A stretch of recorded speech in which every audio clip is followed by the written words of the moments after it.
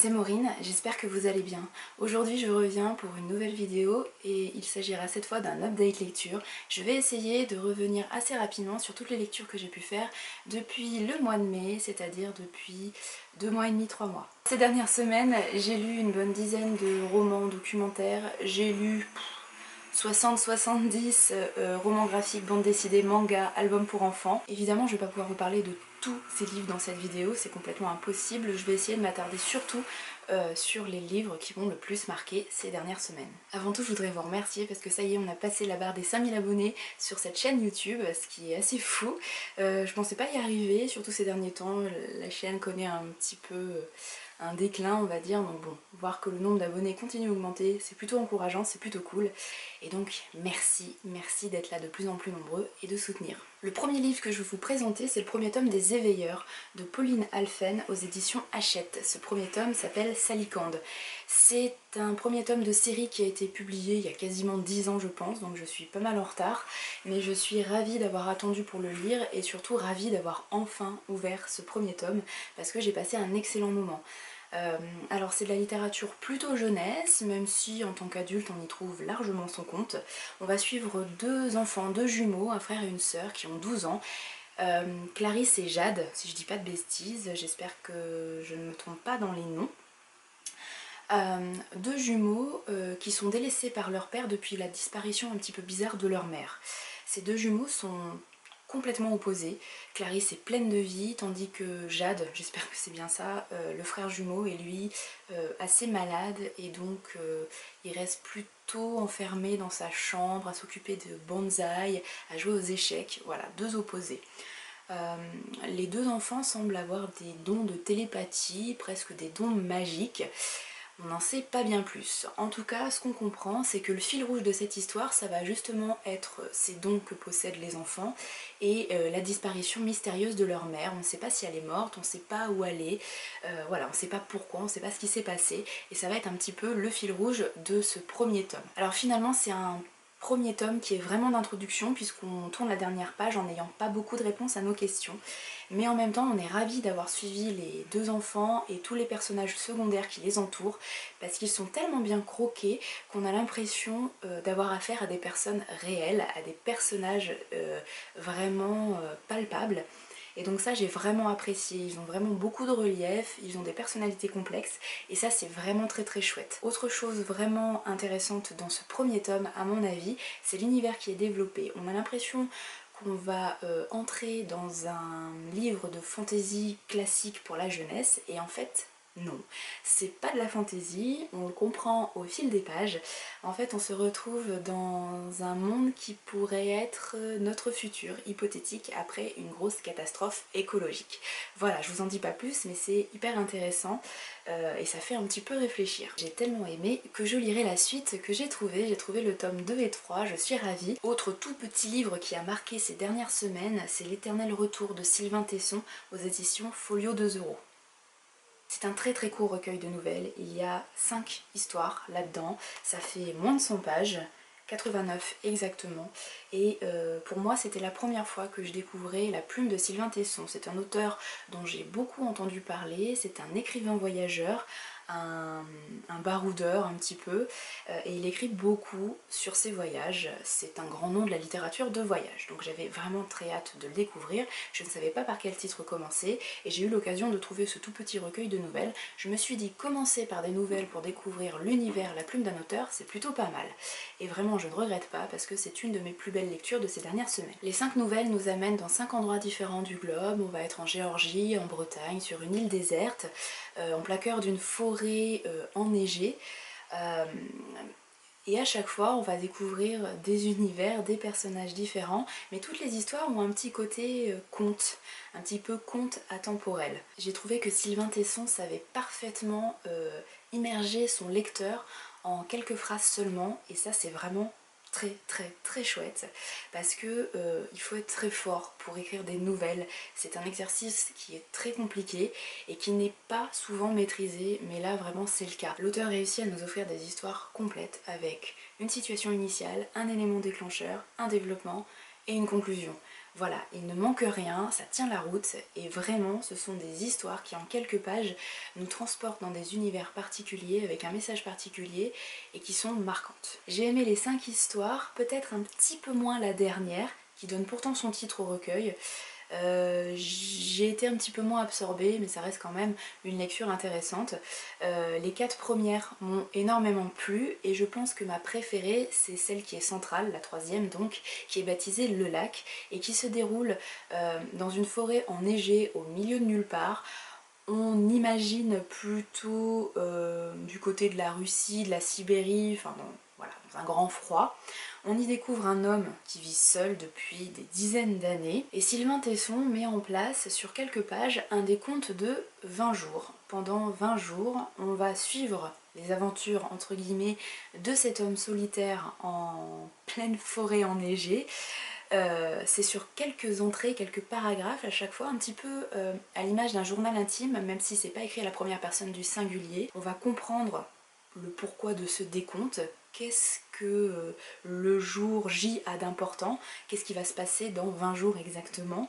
On va découvrir petit à petit le passé de cet homme, pourquoi il est là depuis plusieurs années, qui il est, qu'est-ce qui s'est passé dans sa vie auparavant, bref, on va découvrir ça petit à petit. Et je trouve qu'il y a une certaine urgence qui se met en place au fil des décomptes, au fil des jours, et c'est vraiment très palpable.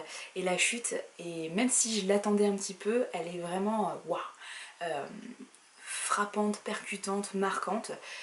D'ailleurs c'est un petit peu le cas de toutes les chutes quasiment des nouvelles de Sylvain Tesson, à part peut-être la dernière justement, la dernière des 5 nouvelles, qui est peut-être moins percutante et c'est peut-être pour ça que c'est la nouvelle que j'ai le moins aimée. Ces dernières semaines j'ai lu quelques documentaires et il y en a 3 qui m'ont vraiment beaucoup marqué. Je voulais vous les présenter parce que ça me semblait assez intéressant et en plus j'ai l'impression que sur les chaînes YouTube les documentaires c'est pas tellement ce qui est mis en avant la plupart du temps. Moi plus je vieillis et plus j'en lis et j'ai l'impression qu'en ce moment c'est vraiment ce que j'ai envie de découvrir. Des documentaires sur des sujets divers et variés. Là j'ai commencé, non, dans les lectures les plus marquantes de ces derniers temps, je voudrais commencer par vous présenter Kaamelott, un livre d'histoire publié aux éditions Vendémiaire et c'est sous la direction de Florian Besson et Justine Breton. Vous le savez certainement, Kaamelott, écrit comme ça, c'est le titre de la série créée, écrite, rédigée, inventée, imaginée par Alexandre Astier. Alors Kaamelott, à la base, c'est le nom du royaume où vit le roi Arthur et les chevaliers de la table ronde. Donc pour faire court, la série proposée par Alexandre Astier, c'est un petit peu une réécriture des légendes arthuriennes de la matière de Bretagne. Pour moi, il n'a jamais fait aucun doute que Alexandre Astier était quelqu'un de très brillant, qui avait énormément de connaissances, qui savait de quoi il parlait, qui maîtrisait vraiment très bien son sujet. Mais là, avec ce livre, ça me l'a encore plus démontré. J'ai oublié de vous dire, en fait il s'agit d'une publication, d'un colloque qui rassemble des dizaines d'articles de chercheurs d'universitaires. Donc c'est quand même un titre qui est un petit peu pointu sur certains points, même s'il a aussi des côtés très abordables. Mais je pense quand même qu'il faut avoir une certaine connaissance soit des légendes arthuriennes, du mythe arthurien, soit être un tout petit peu médiéviste pour saisir tout ce qu'on peut nous raconter là-dedans. Voilà, c'est vraiment une publication d'universitaire, c'est pas un roman, c'est pas une fiction, c'est pas de la littérature vraiment de plage, donc il faut être un minimum concentré. On se rend compte que la série télé est bourrée de références littéraires, historiques, culturelles, etc. Et en fait là, les chercheurs mettent vraiment le doigt sur le fait que Alexandre Astier a réussi à créer quelque chose de tellement visuel, universel, que ça parle au plus grand nombre.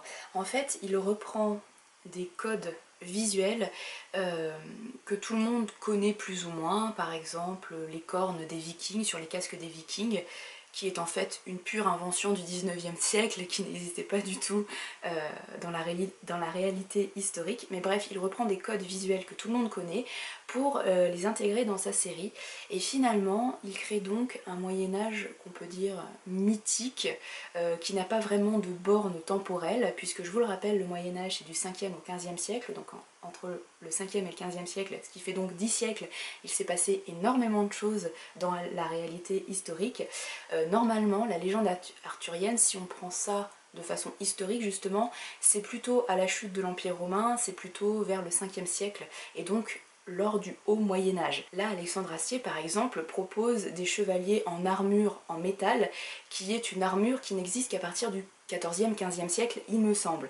Donc vraiment, il y a un énorme grand écart dans ce Moyen-Âge. On ne sait pas vraiment où placer cette série, mais c'est justement le fait qu'il reprend plein de codes visuels connus de tous, mais qui n'ont pas vraiment de bornes chronologiques. Bref, il utilise des anachronismes, mais c'est ça qui fait la force de la série finalement. Je sais pas si c'est très clair, j'espère que oui. Je vous lis un petit passage d'un des articles justement qui résume assez bien tout ce que je viens de vous raconter. Astier joue avec ses références, montrant au passage sa bonne connaissance du gigantesque corpus littéraire qu'est la matière de Bretagne, tout en proposant une relecture résolument contemporaine, politiquement engagée et philosophiquement plus profonde que les premiers épisodes ne pouvaient le laisser deviner. Il ne s'agit pas évidemment d'oublier que Kaamelott est d'abord une formidable série comique. On s'amuse devant le spectacle de ces chevaliers querelleurs et lâches, plutôt limités intellectuellement et relativement peu loyaux, piètres héros qui ne parviennent jamais à tuer le moindre dragon, faute d'utiliser l'armement adéquat, dans un renversement caricatural de la dracoctonie. On se moque de ces balourds qui s'émerveillent davantage devant une terrine de campagne que face au Saint-Suaire, et qui semblent tous bien trop ancrés dans le corps et la chair pour aspirer à la spiritualité de la quête du Graal. On plaint au passage ce pauvre Arthur forcé de se farcir des débiles profonds à tous les étages, et qui malgré la fatigue et la dépression ne parvient pas à échapper à son destin, ni en démissionnant du trône, ni en transmettant son pouvoir à Lancelot, ni même en tentant de se suicider. Encore une fois, si vous aimez la série, si vous êtes un poil médiéviste et si vous avez quelques connaissances de la matière de Bretagne, allez-y, ça devrait vous intéresser. Je voudrais également vous parler de 2 autres livres que j'ai lus grâce à des emprunts au travail, à la médiathèque. Il s'agit de La vie secrète des animaux et de La vie secrète des arbres, tous les deux écrits par Peter Wohlleben et publiés tous les deux aux éditions Les Arènes. Ce sont 2 best-sellers dans le domaine du documentaire, et notamment le premier qui a été publié, qui est La vie secrète des arbres. Moi j'ai commencé par lire La vie secrète des animaux, et globalement je crois que j'ai préféré celui-là à La vie secrète des arbres, tout simplement parce que à la base j'ai plus de connaissances sur les animaux, donc ça me paraissait plus abordable que tout ce que l'auteur peut nous raconter sur les arbres. Peter Wohlleben est forestier. C'est surtout un passionné d'animaux, de nature, et un grand observateur de son environnement. Donc c'est grâce à toutes les observations qu'il a pu faire ces dernières années dans son quotidien qu'il nous raconte des anecdotes. Il nous rappelle ou nous apprend que tous ces êtres vivants, les animaux et les arbres, sont des êtres doués de sensibilité, que par exemple les arbres communiquent entre eux grâce à leurs racines, que dans une même famille d'arbres, si un des spécimens est malade, vous avez les autres membres de sa famille qui vont lui envoyer des nutriments par les racines par exemple. Voilà, donc c'est assez passionnant toutes ces anecdotes. Je dois quand même avouer que parfois d'un chapitre à l'autre, qui ressemble à chaque fois à des petits articles sur un sujet particulier, il y a quand même un petit effet de répétition. Parfois il nous rappelle des choses qu'il nous a dit dans d'autres articles, mais en même temps je pense que c'est un assemblage d'articles publiés à des moments différents, donc forcément je pense que c'est obligé qu'il rappelle certaines choses. Mais quand on lit tout d'affilée, on a un petit côté répétitif, qui n'est pas forcément très gênant, mais on le repère quand même. Et il y a aussi un petit côté un petit peu brouillon parfois, il donne énormément d'informations. Si on n'est pas forcément très calé sur le domaine, c'est un petit peu indigeste. Alors indigeste c'est peut-être un petit peu fort comme mot parce que ça reste tout de même très abordable et très grand public, mais quand même, il y a un petit aspect brouillon parfois qui se ressent dans la lecture de ces 2 livres. Et encore une fois, je trouve que c'est plus complexe quand on parle des arbres que quand on parle des animaux, mais encore une fois, je pense que c'est parce que globalement, la plupart des gens connaissent plus les animaux que les arbres. Globalement, comme je vous le disais, c'est hyper intéressant, c'est même parfois complètement passionnant, ça nous fait ouvrir les yeux sur pas mal de choses, on regarde ensuite notre environnement complètement différemment. Moi surtout les arbres, j'avoue que maintenant que j'ai lu La vie secrète des arbres, quand je passe à côté d'un énorme chêne, je repense à tout ce que l'auteur a pu me raconter.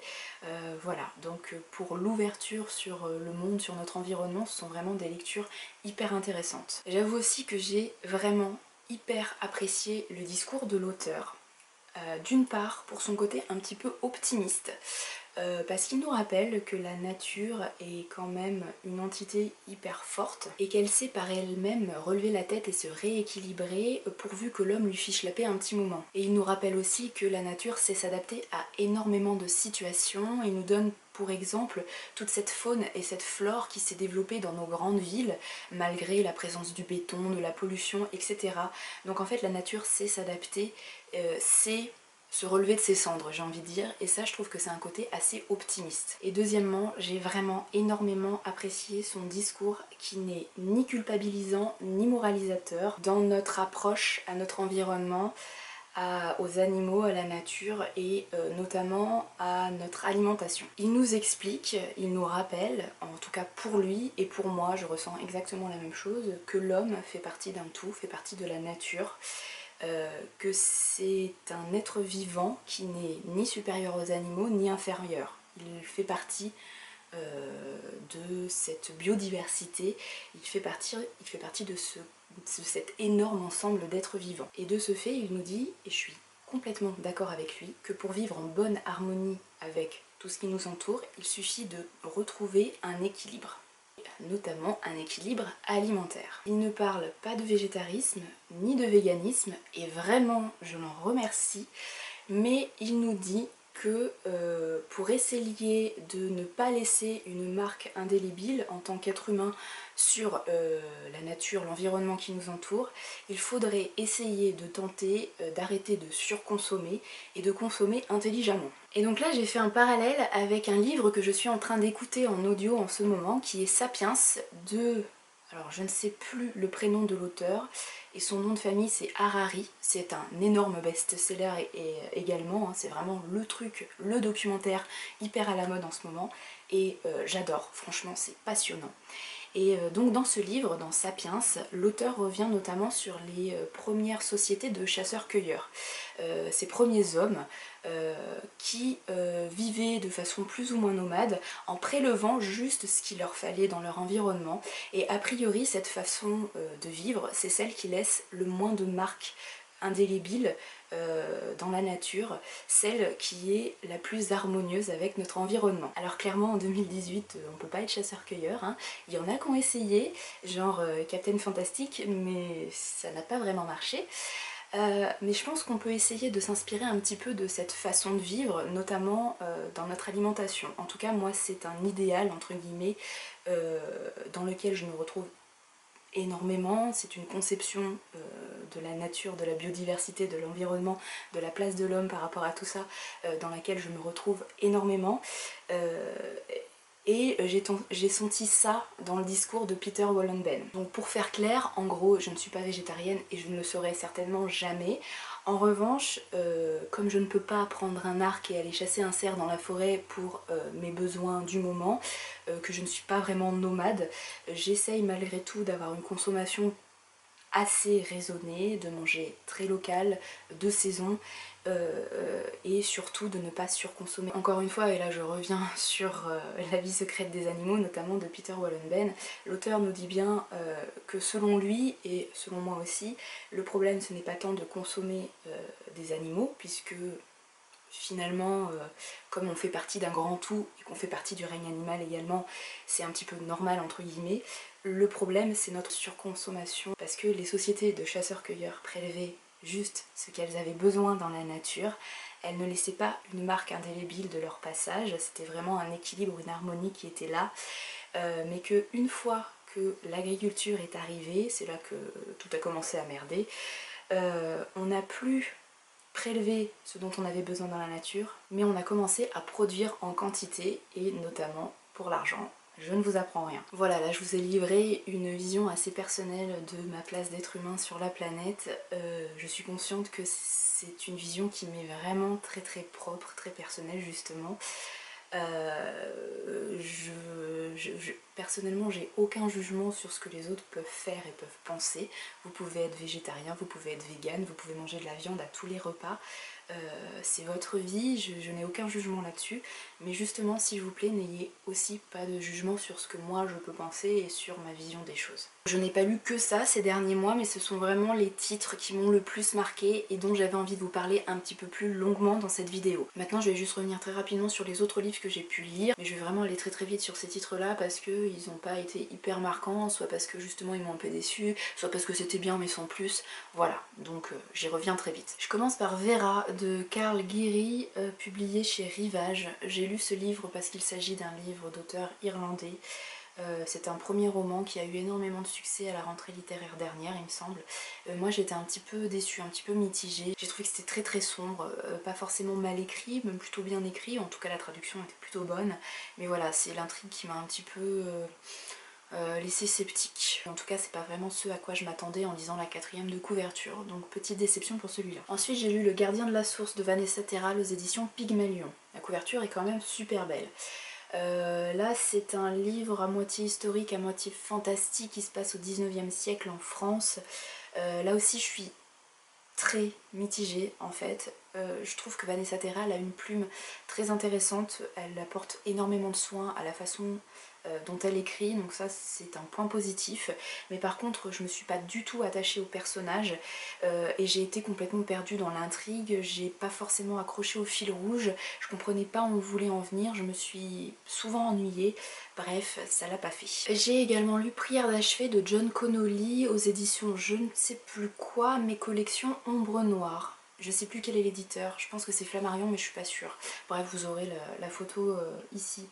Là c'est un très court roman, même une novella on va dire, dans laquelle il y a un petit peu de fantastique, un petit côté suspense, enquête, et en fait en gros un personnage, le héros, va se rendre compte que des personnages de romans existent dans la vraie vie si on peut dire, il va en rencontrer quelques-uns et il va avoir un impact sur certains livres. Moi, je peux pas trop vous en dire sans vous spoiler à fond, donc je vais m'arrêter là. En tout cas, c'est un joli livre sur l'amour de la littérature, sur l'amour des livres. C'est écrit un petit peu comme un conte atemporel. C'est assez doux, c'est assez réconfortant. Voilà, une jolie lecture. Moi je sais que j'aime beaucoup John Connolly, c'est un auteur que j'aime énormément, qui a un imaginaire qui me parle beaucoup, et pas seulement parce qu'il est irlandais, mais voilà, j'aime beaucoup sa plume, un petit peu désuète, un petit peu qui a une accroche avec le lecteur, avec un petit peu d'humour, bref. J'aime beaucoup John Connolly et ce titre-là, ce très court titre, m'a confortée dans mon amour de cet auteur. J'ai lu également un petit doc qui s'appelle Un livre dans le sac à dos, c'est de Lionel Bédin et c'est aux éditions Livre du Monde, je crois, si je ne dis pas de bêtises. Il s'agit d'un très court guide qui présente 70 livres qui appartiennent à la littérature de voyage. Donc selon les continents, selon la façon de voyager, etc. L'auteur nous présente les 70 livres qui selon lui ont un intérêt dans la littérature de voyage. Donc là c'est plutôt cool comme petit guide parce que ça nous propose des titres qu'on ne voit pas forcément dans les autres guides du genre. Donc c'est plutôt chouette, j'ai découvert plein de livres dont je n'avais jamais entendu parler. C'est pas mal résumé, on a vraiment le principal, donc juste ce qu'il faut. Ça donne juste envie d'aller acheter les bouquins et de les lire. En revanche j'ai trouvé énormément de fautes de frappe, de coquilles, donc là c'est un petit peu gênant. Et également des fautes dans les espaces pour la ponctuation, ça me gêne beaucoup. Mais bon c'est un détail et c'est un petit peu austère comme livre, c'est un petit livre de poche en noir et blanc, mais voilà ça aurait mérité un petit peu plus de... pas de déco mais voilà une mise en page un petit peu plus travaillée. Mais en tout cas le fond est sympa, le principal y est, donc si vous avez envie d'avoir des idées de lecture dans le genre de la littérature de voyage, ça peut être un guide sympa à avoir dans son sac à dos. J'ai lu Les Temps Maudits, histoire fantastique de Dani Miński aux éditions Ex Aequo, collection Atlantéis. Là aussi c'est un recueil de nouvelles, il y a 3 histoires là-dedans et en fait on se rend compte que les 3 histoires sont liées par un fil rouge, une sorte de malédiction qui voyage d'un continent à l'autre, d'une époque à l'autre. J'ai beaucoup aimé la plume de Dani Miński qui est vraiment hyper immersive, surtout dans la première nouvelle, on est sur un navire négrier au XVIIe siècle je crois, si je dis pas de bêtises, XVIIe ou XVIIIe, enfin bon voilà, dans le passé quand même. Et vraiment je m'y suis crue sur ce navire, j'ai trouvé que c'était extrêmement bien écrit. J'ai un peu moins accroché aux 2 nouvelles suivantes, j'ai eu un petit peu plus de mal à me projeter dans les histoires, mais globalement il y a une certaine intelligence, une cohérence entre les 3 nouvelles. Le fil rouge est bien mené, c'est bien pensé et encore une fois c'est bien écrit. J'ai continué avec le tome 4 des Outrepasseurs de Cindy Van Wilder aux éditions Gulfstream Éditeur et ce 4e tome s'appelle Ferenusia. J'ai vraiment beaucoup aimé la trilogie de Cindy Van Wilder. Là c'est un 4e tome qui n'était pas prévu à la base et qui en fait offre une suite directe aux 3 tomes précédents et en même temps une sorte de spin-off puisque les personnages principaux que l'on va suivre ici sont des personnages secondaires de la trilogie précédente.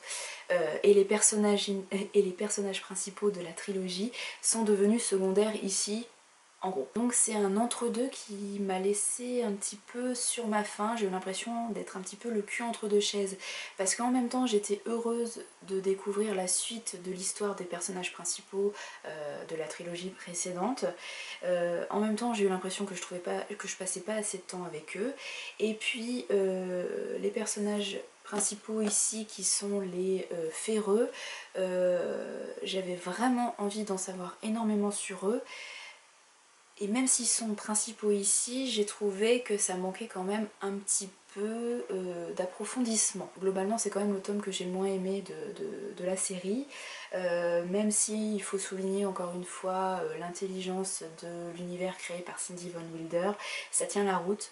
Il faut aussi souligner le fait qu'elle revient sur des thématiques qui sont assez actuelles, assez importantes pour elle et qu'on ne voit peut-être pas assez dans la littérature jeunesse, l'homosexualité, l'émigration, l'intolérance, bref, ce genre de grandes thématiques. Mais tout de même, je ressors assez mitigée de ce tome 4 qui me laisse sur ma faim et je pense que ce qui m'a le plus manqué, c'est un attachement au personnage. J'ai lu avec beaucoup de distance ce texte, donc j'ai passé un moment agréable mais sans plus. Je termine par Fog qui est le dernier roman que j'ai terminé ces derniers jours, Fog de James Herbert aux éditions Milady.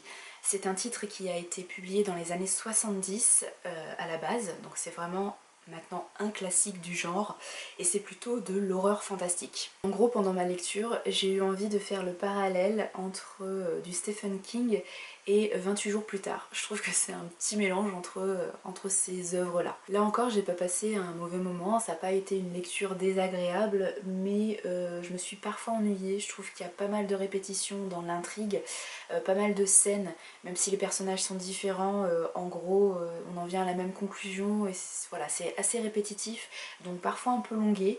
En même temps c'est un côté très immersif, on est vraiment au cœur du brouillard dans cette Angleterre, il y a une certaine urgence qu'on ressent pas mal, une certaine tension, une peur que ce brouillard arrive et nous touche et nous rende fous. Donc là ça fonctionne bien, c'est plutôt bien écrit, en tout cas la traduction est plutôt bonne. Voilà, donc d'un côté c'est assez immersif, j'y ai cru et en même temps il y a quand même pas mal de longueur, donc je me suis parfois ennuyée. Comme je vous le disais, ces derniers mois j'ai lu énormément de livres graphiques, donc quand je dis graphique je parle de bande dessinée, de romans graphiques, de mangas et d'albums pour la jeunesse. Sincèrement je pense que ça se compte en plusieurs dizaines d'exemplaires. Je pense qu'on peut largement aller à 60, 70, 80 titres graphiques lus ces 2 ou 3 derniers mois, même plus parce que j'ai lu énormément d'albums pour la jeunesse. Bref, je ne peux vraiment pas vous parler de tous, donc je vais revenir très rapidement sur ceux qui m'ont le plus marqué et que vraiment je vous conseille les yeux fermés. Je commencerai par les 6 tomes, les 6 volumes de Peter Pan de Régis Loisel aux éditions Vent d'Ouest, qui est une réécriture un petit peu glauque de Peter Pan, donc dans l'Angleterre du 19e siècle. C'est une réécriture hyper intelligente et vraiment j'ai adoré. On va même voir des références à Jack l'Éventreur là-dedans, donc vraiment super. Super, super, super, je ne peux que vous conseiller. J'ai également lu les 2 diptyques Alvin et Abélard, qui sont écrits dessinés par Régis Autière et Renaud Dillis, je sais pas comment ça se dit, aux éditions d'Argo. Donc ce sont deux diptyques, donc 2 fois 2 volumes, qu'on pourrait croire pour la jeunesse. Le dessin fait penser que c'est jeunesse, et en fait pas du tout, pas tant que ça en tout cas. Ça parle de différences, d'intolérance, de migration, de deuil, d'amitié, enfin bon bref, c'est très très belles histoires. Commencez peut-être plutôt par Abélard, qui est le premier diptyque qui a été écrit et qui est le début de l'histoire, et ensuite continuer par le diptyque Alvin. Franchement moi j'ai eu beaucoup d'émotions à lire ces 4 volumes. Découverte récente avec Nos embellis de Gwenola Morizur et Marie Duvoisin aux éditions Grand Angle. Là c'est une BD typiquement feel good, j'ai envie de dire. C'est peut-être un peu naïf dans le discours, mais c'est une BD qui fait énormément de bien. En fait, c'est des personnages complètement différents qui justement vont se rencontrer parce qu'ils vont se retrouver sur le même chemin et ils vont vivre quelques jours ensemble, et cette cohabitation va leur permettre d'évoluer et de voir les choses différemment. Je peux pas trop vous en dire parce que ça serait vous spoiler, ce serait dommage, mais voilà, si vous avez envie de bons sentiments, de ressortir avec le sourire et presque la larme à l'œil, allez-y, Nos embellis, c'est voilà, ça met du baume au cœur. J'ai lu les 3 volumes sortis pour le moment, j'ai très hâte de découvrir la suite. Apparemment le 4e tome sort au mois d'août, donc c'est super. Donc les 3 premiers tomes du manga Isabella Bird, femme exploratrice, de Taiga Sasa aux éditions Kiyun. Comme son titre l'indique, on va suivre Isabella Bird, qui est exploratrice, qui a vécu à la fin du 19e siècle, qui est une Anglaise qui arrive au Japon. Avant ça elle a fait d'autres voyages, mais là elle arrive au Japon et elle veut suivre un chemin qui n'est pas du tout emprunté, qui est même qualifié de dangereux. Elle veut découvrir le Japon reculé de la fin du 19e siècle. Elle va pour cela prendre un guide, un interprète qui va la suivre et qui va lui faire découvrir les us et coutumes de ce Japon de la fin du 19e siècle. C'est hyper intéressant parce que hyper documenté, et humainement c'est hyper fort, beaucoup d'émotions, j'ai adoré. Au début j'avais un peu de mal avec l'héroïne Isabella Bird parce que c'est vraiment très manga. Dès qu'elle voyait un truc elle avait les yeux exorbités, les bras qui font comme ça, moi ça m'agace. Mais au final elle se calme un petit peu, elle devient de plus en plus réfléchie, plus posée, donc ce qui me correspond plus. Et en même temps elle vit de très grandes choses. Et encore une fois, il y a beaucoup d'émotions. Donc voilà, vous pouvez y aller. Le dessin est super joli. Et ça me fait beaucoup penser au manga Bright Stories de Kaoru Mori, aux éditions Kiyun également. C'est pas aussi beau que le dessin de Kaoru Mori, mais dans le traitement, dans la documentation de ces sociétés, de ces cultures du 19e siècle en Asie, au Japon, c'est assez similaire. Donc si vous aimez le manga Bright Stories, vous aimerez, je pense, Isabella Bird.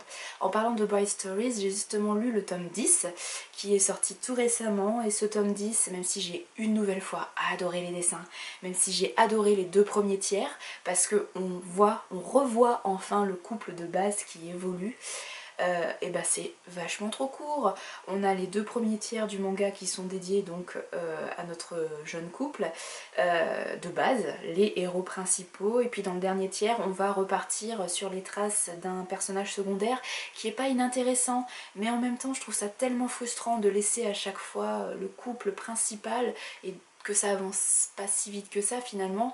Et en plus je me suis dit, dis donc on est déjà au 10e tome, combien est-ce qu'il va falloir de tomes pour qu'on arrive enfin à une évolution véritable de l'histoire du couple principal, pour qu'on arrive à la fin justement. Voilà, il va nous falloir 60 tomes je pense. Donc c'est cool parce que le dessin de Kaoru Mori est absolument génial, et niveau documentation sur l'Asie mineure du 19e siècle c'est passionnant. Mais ouais, j'ai peur que ça traîne quand même vachement sur beaucoup de tomes, et ça se trouve dans 10 ans on y sera encore. Donc c'est un peu la peur que j'ai. En parlant de suite de séries, j'ai lu le 4e et dernier volume de l'adaptation de 4 sœurs. Donc ce 4e tome s'appelle Geneviève. C'est toujours adapté par Cathy Bor, d'après les romans de Malika Ferjuk. Donc là on va suivre une 4e sœur, donc Geneviève.